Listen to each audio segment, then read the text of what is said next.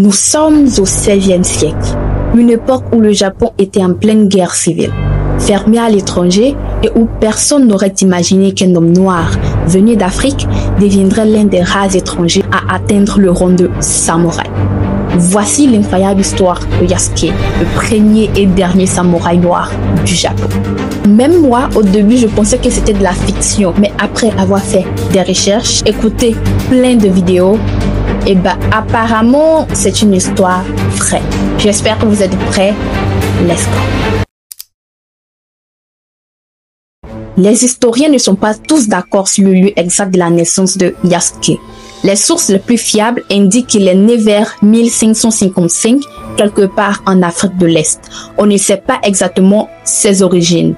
Mais certains chercheurs pensent qu'il était Makwa ou Yao, deux ethnies originaires de l'actuel Mozambique. D'autres se basent sur les descriptions physiques faites par les Japonais de l'époque pour affirmer qu'il était peut-être Dinka, un peuple originaire du Soudan du Sud. Ce que l'on sait de façon sûre, c'est que Yasuke était grand, très grand, environ 1,98 m, fort, avec une peau noire ébène, ce qui impressionnait les Japonais de l'époque, qu'ils étaient pour la plupart petits et avec une peau qui tirait plus vers le beige. Malheureusement, on ne sait pas grand-chose de son enfance, de ce qu'il a vécu, mais on sait qu'il a été réduit en esclavage et emmené vers les comptoirs portugais en Afrique ou en Inde. Mais selon l'historien Thomas Locke Kay, auteur du livre African Samurai, Yasuke était libre au moment de sa rencontre avec les missionnaires chrétiens que vous allez voir vont changer sa vie à tout jamais. Bien sûr, le nom Yasuke ne vient pas d'Afrique, c'est un nom qui lui a été donné plus tard lorsqu'il est arrivé au Japon et nous allons en parler. Dans les documentaires japonais, Yasuke est parfois appelé Kuro-san, ce qui signifie littéralement Monsieur Noir. Mais attention, ce surnom est probablement postérieur car le suffixe san, qui est une forme de politesse, n'était pas encore en usage à cette époque du Japon. Ce qui veut dire que ces sources-là ne sont pas vraiment crédibles, mais bon, peut-être que c'était vrai. En 1574, Yasuke entre au service du père jésuite italien Alessandro Valignano. Valignano était un homme très influent dans l'église catholique. Il était né en 1539 à Chieti, dans le royaume de Naples en Italie, et était chargé par le pape de superviser les missions catholiques en Asie, ce qu'on appelait à l'époque les Indes orientales. Les jésuites sont des religieux catholiques membres de la Société des Jésuites, fondée par Saint Ignace de Loyola. Ce sont des missionnaires, des enseignants et des humanitaires. Au XVIe siècle, ils jouaient un rôle central dans la diffusion du christianisme dans le monde, notamment en Asie. Donc, ils faisaient plein de voyages dans les pays asiatiques. Mais les jésuites n'avaient pas droit de porter des armes. Alors que à cette époque-là, au Japon, c'était une époque vraiment, il y avait une guerre civile qui ne dit pas son nom. Donc, ils avaient besoin de protection. Et c'est là qu'ils ont vu Yasuke et ils ont pris Yasuke sur leur aile. Le Japon vivait une période appelée Sengoku Jidai, ou ère des provinces en guerre, qui a débuté en 1467. Ce fut un siècle de guerre civile où plusieurs seigneurs de guerre, communément appelés daimyo, s'affrontaient pour prendre le pouvoir.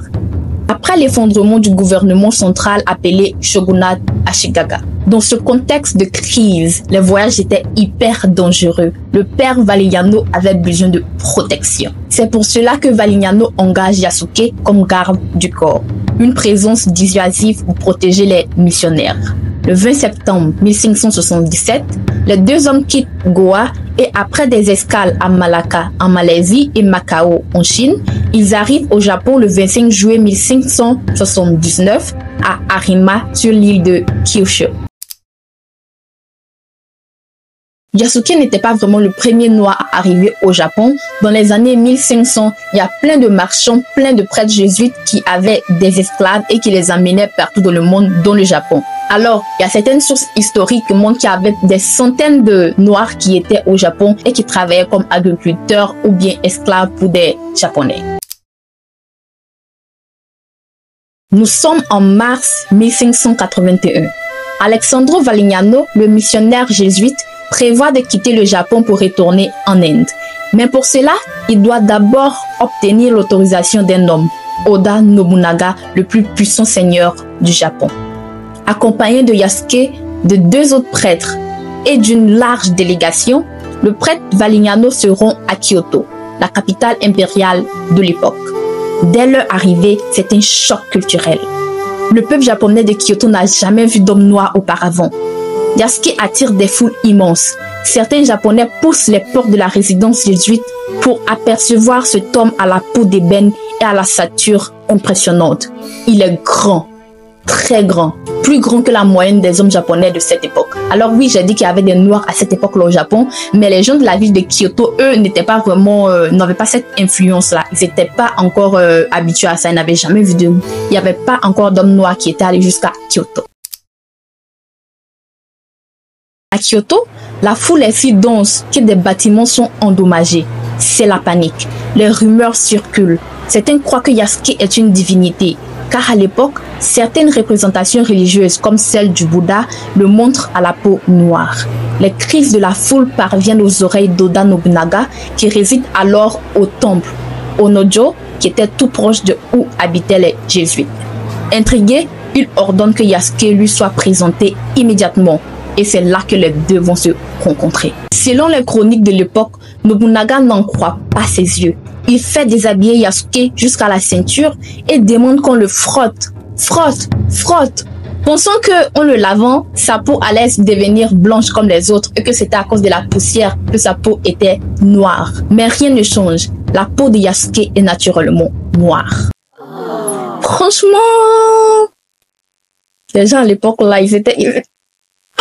Impressionné, Nobunaga invite 3 de ses fils à venir rencontrer Yasuke. Il organise un banquet en son honneur et lui offre une importante somme d'argent. Peu après, le prêtre Valignano offre Yasuke à Nobunaga, probablement en échange d'une faveur politique ou bien comme une marque de respect. Donc bon, de Valignano, il est passé aux ordres de Nobunaga. Oda Nobunaga était vraiment fasciné par ce jeune homme qui était fort, loyal et déjà formé au combat. Il décide de le prendre à son service, un honneur exceptionnel pour un étranger à cette époque. Il lui offre une résidence, de l'argent, des serviteurs et surtout un katana cérémonial. Alors ce katana-là, c'était vraiment un truc hyper spécial parce que c'était que les samouraïs de l'époque qui avaient droit de porter ça. Ce qui faisait de Yasuke un samouraï. C'est à ce moment-là que le nom Yasuke lui est officiellement attribué. Il est désormais un membre de l'entourage personnel de Nobunaga, composé de 30 à 50 guerriers triés sur le volet. Donc, c'était un vrai honneur pour Yasuke et un statut très spécial qui devient samouraï. À cette époque, plusieurs Africains étaient au Japon, souvent comme interprètes, musiciens, soldats ou domestiques, mais aucun n'avait autant de respect et de prestige que Yasuke. Contrairement à ce qu'on pourrait penser, les Japonais de l'époque ne semblent pas manifester du racisme à l'égard de Yasuke.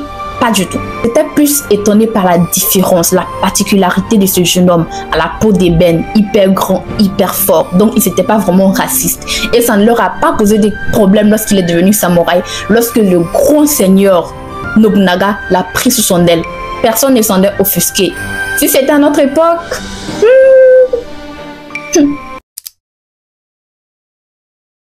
Nobunaga était un puissant seigneur de guerre japonais et il était sur le point d'unifier tout le pays. Il croyait qu'on pouvait imposer la paix par la force. Donc pour lui, c'est...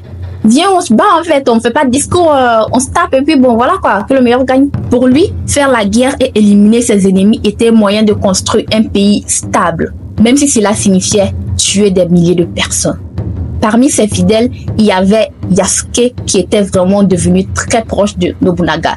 Et il y a des rumeurs qui disaient que Yasuke et Nobunaga, voilà, il y avait des trucs vraiment qui se passaient entre eux parce qu'à l'époque, les samouraïs étaient, voilà, vous voyez, non, je peux pas dire le mot, mais c'était G-A-Y. Donc, bon, il y a certaines sources qui disent que ce n'est pas vrai et il y a d'autres sources qui disent que c'est vrai, mais bon. Mais tout a basculé quand un de ses propres généraux, appelé Akechi Mitsuhide, l'a trahi.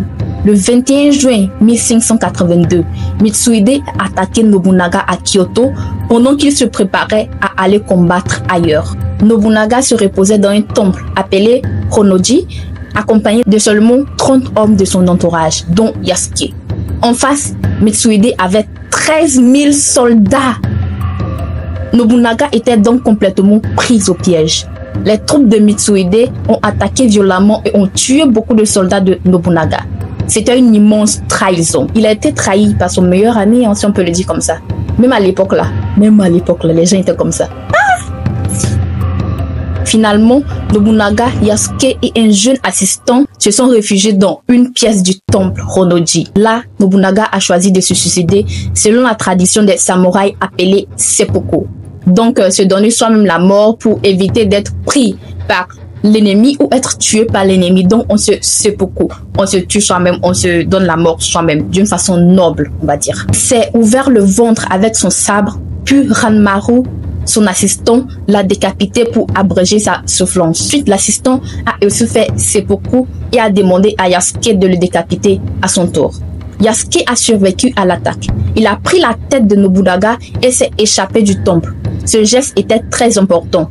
À l'époque, montrer la tête coupée d'un ennemi puissant permettait de prouver sa victoire et de gagner en pouvoir politique. En protégeant la tête de son maître, Yasuke a empêché Mitsuhide d'utiliser ce symbole pour affirmer son autorité. Donc, il a pris la tête du mec et il s'est enfui. Imaginez la scène. Personne ne sait exactement pourquoi Mitsuhide a trahi Nobunaga. C'est encore aujourd'hui l'un des gros mystères de l'histoire du Japon. Cet événement est connu sous le nom de l'incident de Honnoji. Il existe plusieurs théories sur le pourquoi, mais aucune preuve certaine. Après cela, Yasuke a été capturé par les hommes de Mitsuhide. Pourtant, il n'a pas été exécuté. Mitsuhide a décidé de l'épargner, probablement parce que Yasuke n'était pas japonais et il se disait qu'il n'avait aucune ambition politique et n'avait vraiment aucune valeur pour lui. Ensuite, qu'est-ce qui s'est passé? On ne sait pas du tout. On ne sait pas où est-ce que Yasuke est passé. Est-ce qu'il est mort? Est-ce qu'il est vivant? Est-ce qu'il a quitté le Japon? On n'en a aucune idée. Il y a des documents qui parlent d'un homme africain très grand vivant au Japon dans les années 1580, donc quelques années après l'attaque de Honnoji, mais on ne peut pas confirmer qu'il s'agissait de Yasuke, parce que bien évidemment, comme on a vu, il y avait d'autres Africains qui vivaient au Japon. Aujourd'hui, Yasuke est devenu une figure de fierté pour les afro-descendants du monde entier. Son histoire montre qu'un homme noir a pu jouer un rôle important dans un pays aussi fermé et aussi homogène que le Japon.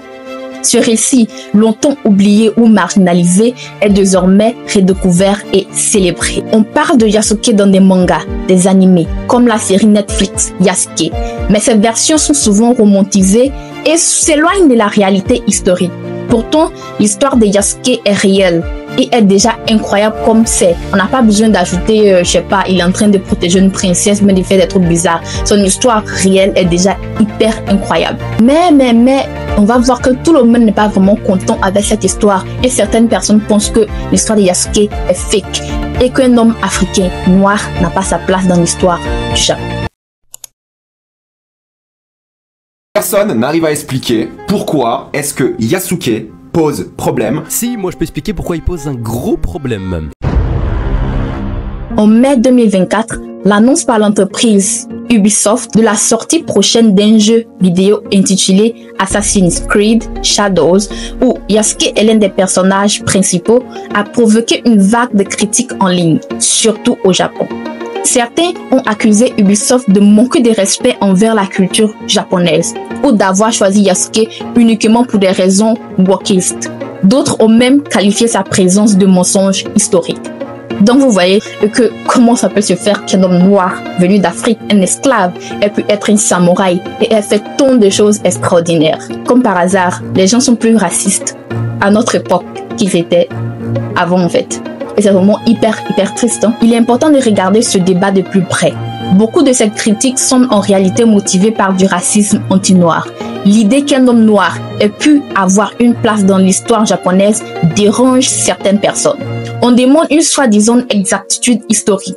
pour rejeter Yasuke, mais le même souci n'est pas appliqué à d'autres personnages. Par exemple, dans le même jeu vidéo, on peut avoir l'existence de samouraïs femmes, des guerrières femmes et tout, mais dans les faits, il y a beaucoup de sources qui ont dit que les guerrières femmes n'ont jamais existé. Mais personne ne s'offusque. Moi également, ça ne me frustre pas parce que je trouve que c'est quelque chose de bien. Peut-être qu'elles ont existé et que l'histoire a décidé de paraître. Parce que, on le sait, il y a une partie de l'histoire qui ont été rejetées, qui ont été détruites. Peut-être que les femmes, elles ont été vraiment samouraïs, qu'elles ont occupé des hauts postes avant et tout, et que les gens ne veulent pas juste le reconnaître. Mais l'histoire de Yasuke, je ne vois pas en quoi ça peut offusquer les gens autant, juste parce que c'est un homme noir en fait, et que c'est difficile pour eux de concevoir qu'un homme noir ait pu faire ça en fait, ait pu avoir ce rond-là, ait pu atteindre ce genre de choses. Cette controverse nous oblige à réfléchir. Elle montre que le racisme continue d'influencer la manière dont on raconte l'histoire. Combien d'histoires ont été manipulées ou même détruites parce que les concernés étaient noirs ou de peuples oppressés. Reconnaître Yasuke, ce n'est pas réécrire l'histoire, c'est la compléter. C'est rappeler que même dans des époques lointaines et dans des lieux inattendus, des hommes noirs, des personnes noires ont eu un rôle, une voix, un destin, un titre. Bref, dites-moi ce que vous en pensez en commentaire. En tout cas, moi, j'ai trouvé cette histoire hyper bien. C'était vraiment hyper passionnant de rechercher sur Yasuke. C'est hyper bien de savoir que dans l'histoire du Japon, il y a un homme noir venu d'Afrique qui a vraiment fait toutes ces choses-là, qui a vraiment existé. Et parce que le Japon, on le sait, c'est une société hyper homogène qui a été vraiment longtemps fermée à l'étranger. Et de savoir que à une époque où on ne se serait pas dit qu'un homme noir serait le bienvenu dans un pays comme le Japon, était bienvenu quand même et a été bien traité. Malheureusement, ce qui me rend triste, c'est qu'on ne saura jamais ce que Yasuke a vraiment vécu, ou bien sa partie de l'histoire, his side of the story, ce qu'il a vécu, son ressenti, comme on va dire, et sa perspective. Mais bon, je crois que c'est déjà bien qu'on ait des témoignages et des faits et des preuves qui montrent que ce personnage n'est pas de la fiction et qu'il a vraiment existé. Bref, n'hésite pas, like la vidéo, commente, dis-moi ce que tu en penses, abonne-toi si tu n'es pas déjà fait, et sur ce, bye!